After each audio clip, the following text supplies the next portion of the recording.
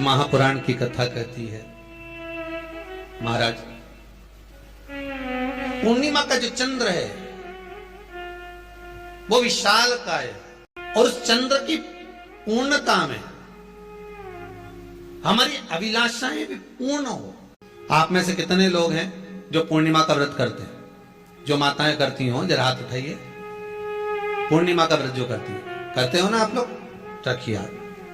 अब पूर्णिमा के व्रत में आपने कई बार किताब पढ़ी होगी पूर्णिमा की, या आपने व्रत किया होगा, या पूर्णिमा का व्रत आप धारण करे होगे, तो उसमें पूजन कौन से भगवान की हो? पूर्णिमा के व्रत में किस भगवान की पूजन होती है? तो कहा पूर्णिमा के व्रत में केले के खंभ लगाकर पूर्णिमा का जो उद्यापन होता है, पूर्णिमा की जो पूजन होती है, उस पूजन में शंकर और पार्वती की पूजन की जाती है,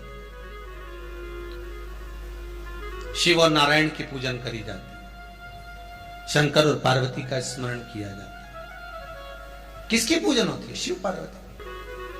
क्यों? शंकर और पार्वती का पूजन क्यों करा जाता है पूर्णिमा के व्रत में? क्योंकि शिव और माता पार्वती ही केवल एक ऐसे हैं जिन्होंने अपूर्ण लक्ष्मी को भी पूर्ण बना दिया था। किसको पूर्ण बनाया है? लक्ष्मी। अगर आप शंकर भगवान को एक लोटा पानी अगर शिव को समर्पित कर रहे हो, श्वेत पुष्प को रखकर शंकर जी के ऊपर सफेद फूल को चढ़ाकर अगर एक लोटा जल भी, एक पात्र जल भी शंकर को समर्पित कर रहे हो, तो ये लक्ष्मी के लिए ही तो कर रहे हो। और कौन सी लक्ष्मी? पूर्ण लक्ष्मी। पूर्णिमा के दिन चावल का एक आखा दाना जानते हो? पूरा खंडित चावल नहीं। कितना चावल? एक दाना चावल शंकर भगवान के शिवलिंग पर समर्पित करिए। एक बेलपत्र जिसका डंडी का मुख अपनी ओर हो, जहां से चावल चढ़ाया है, उस चावल के ऊपर अपनी कामना कर रख दीजिए और चंद्रमौली भगवान का स्मरण करिए। कौन से भगवान? शंकर भगवान का सर्वश्रेष्ठ सुंदर नाम है चंद्रमौली। चंद्रमौली भगवान का स्मरण करिए। अपनी कामना कर बेलपत्र समर्पित कर शिव जी पर एक लोटा पानी, एक जल पात्र समर्पित करो, कलश से जल चढ़ा दीजिए, नैनों में वो जल लगाकर अपनी कामना कर वापस घर को आइए।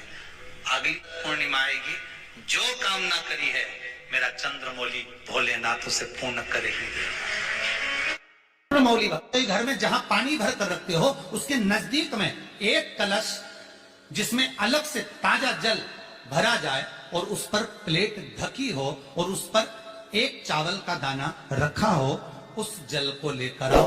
थोड़ी देर रखा रहे, आधा घंटा, 2 घंटा, 3 घंटा, 15 मिनट, 20 मिनट, पर वो पानी वहां रखा होना चाहिए। रसोई घर में अन्नपूर्णा का निवास होता है, परिंदे के पास पितरों का निवास होता है। अन्नपूर्णा, पित्र सब रसोई घर के भीतर विराजमान होते हैं। शास्त्र कहता है 33 कोटि देवता एक समय के लिए, एक क्षण के लिए हमारे रसोई घर में प्रवेश करते हैं। इसलिए रसोई घर को तुम पूरे घर को स्वच्छ रखो ना रखो, पूरे घर को तुम साफ रखो ना रखो, पर रसोई घर एकदम क्लीन होना चाहिए, साफ होना। रसोई घर में पीपल का एक पत्ता, उस पत्ते पर थोड़ा सा चावल,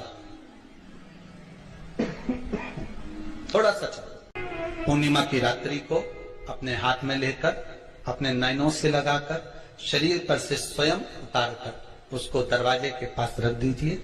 पूर्णिमा की रात्रि को पूर्ण होने पर उस चावल को दूसरे दिन सूंघ कर बहते हुए पानी में डाल दीजिए।